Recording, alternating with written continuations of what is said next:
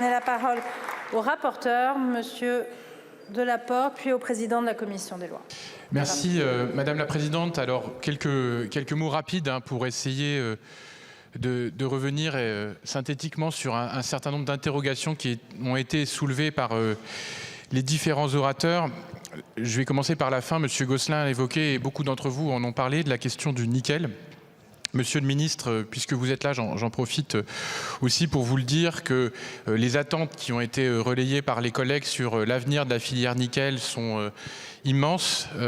C'est aujourd'hui, vous le savez, l'un des piliers évidemment de l'emploi, c'est 25-30% du PIB. C'est plusieurs milliers aujourd'hui de salariés qui sont au chômage partiel, qui sont une des grande composante évidemment de cet ensemble de personnes en situation de chômage partiel. Il y a besoin d'engagement de la part de l'État sur le chômage partiel.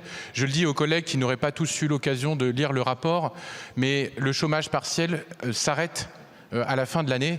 Et il y a besoin de visibilité parce que, par ailleurs, les règles et le droit social sont tels que le chômage dure 9 mois en Nouvelle-Calédonie. Alors je sais que ça serait un rêve pour peut-être un certain nombre d'entre vous d'avoir 9 mois de durée d'indemnisation chômage, mais en l'occurrence, ici, ça risque évidemment de produire une situation gravissime, d'autant qu'il n'y a pas de filet de sécurité supplémentaire, il n'y a pas de RSA en Nouvelle-Calédonie, donc l'État doit être au rendez-vous. Et pour aller au-delà, l'État doit être au rendez-vous évidemment sur la question du chômage partiel, mais il doit aussi être au rendez-vous sur la situation budgétaire. Les collectivités, Monsieur le Ministre, que nous avons entendu, que vous avez aussi, je pense, entendu lors de votre déplacement, sont financièrement exsangues.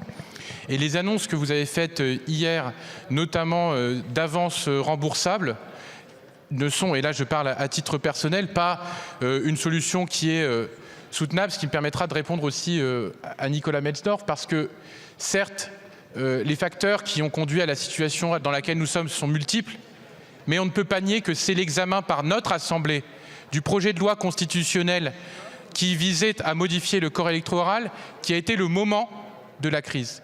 Et l'État, parce qu'il n'a pas voulu voir ce moment et voir ce qui arrivait, a une responsabilité évidente.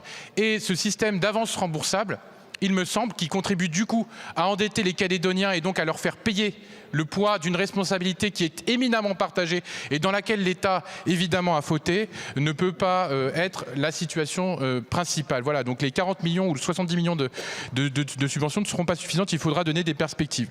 J'en profite également pour donner 2 derniers points de réponse, Madame la Présidente, très rapidement.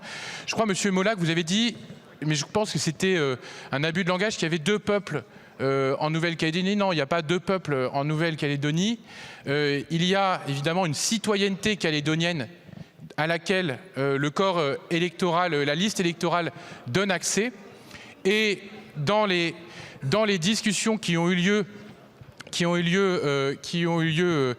qui ont reconnu aussi, et je pense notamment à tous les débats dans les années 80 avec les discussions et l'accord de Nainville-les-Roches, il y avait l'idée que les victimes de l'histoire, elles étaient de toutes parts, parce qu'il y a aussi eu cette politique de déportation en Nouvelle-Calédonie. Il y a aujourd'hui l'idée qu'on ne peut pas accentuer aussi cette image schématique, parce que finalement les victimes, elles sont partout. C'est ce que je voulais dire, même si évidemment, il y a, et là je vous réponds Monsieur Metzdorf, un héritage colonial évident. Il y a évidemment un héritage qu'il faut regarder en face, et non, la décolonisation n'est pas finie.